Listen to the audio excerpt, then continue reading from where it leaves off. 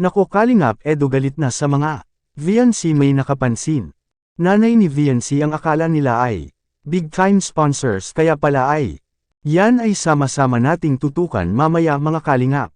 At kung nagustuhan nyo po ang ganitong klaseng reaction video, paki-like at subscribe naman po para lagi kayong updated sa susunod kong mga uploads. At salamat sa walang sawang pagmamahal at suporta kay Kuya Val Santos Matubang at Idol Kalingap Rab. Paalala, panoorin at tapusin ang video na ito para malaman mo kung ano ang nilalaman nito bago mag-comment. Ngayon balik tayo sa topic, prangka ang narinig natin ni Idol Eds mga Kalingap, na ayaw nila makisali sa gulo o sa mga anumang isyu ngayon ng Kalingap. Tulad ng ibang love team, sabi ni Idol Eds na, protektahan niya si VNC. Kahit anong mangyari, wala nang makakapigil pa sa kanilang dalawa, ang importante ay nandyan si Idol Eds para kay VNC, at VNC naman masaya kung nandyan si Idol Eds, makikita natin sa video.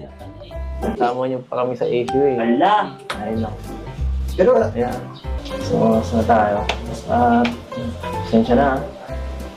Sensya mo kay Kuya Bobby.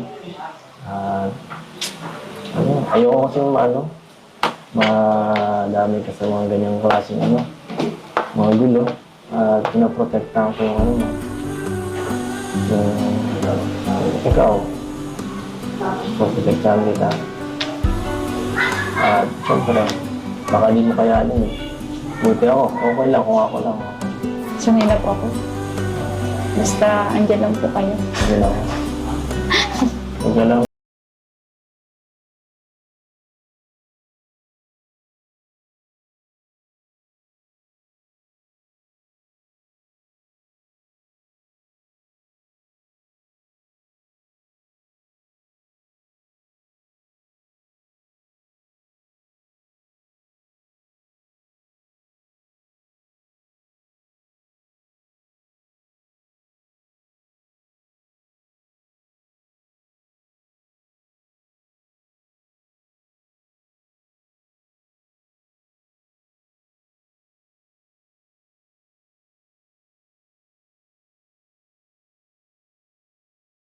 Idol Rab, nakapit ito kay Idol Eds habang nagmamaniho si Idol Eds sa bagong motor ni VNC mga Kalingap.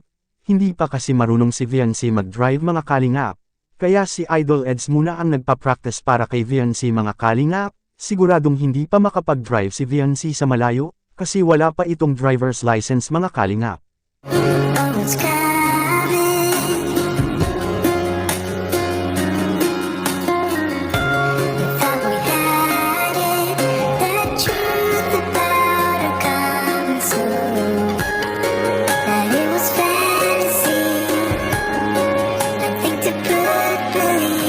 Akala ng nanay at tatay ni VNC ay kakain lang sila sa labas, kaya pagtanggal ng kanilang piring at laking gulat sa kanilang mata, ang dalawang motor na nakita nila, ang Honda Beat para kay VNC at ang bumili nito walang iba kundi si Kuya Val, at ang tricycle naman ay galing kay EDC Global at Kalingap Edu supporters mga Kalingap.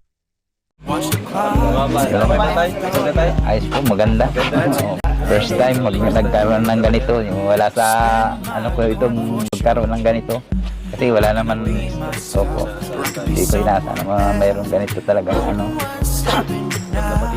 Kulay Opo.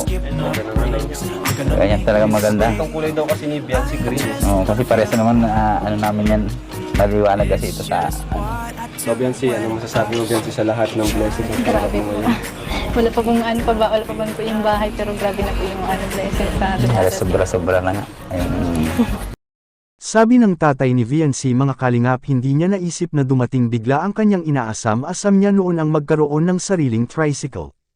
Kaya ang ginawa ng mga bigating sponsors ay sinurpresa ang tatay ni VNC, at first time pa ito nangyari sa buong Team Kalingap, dahil yan sa EDC Global at Kalingap Edu Global supporters. Hanggang dito lang po muna ang ating Kalingap Kuya Ers latest update ngayong araw mga Kalingap, at huwag kalimutang mag-like at subscribe para lagi kayong updated sa susunod kong mga uploads. Maraming salamat po, mabuhay tayong lahat, to God be all the glory.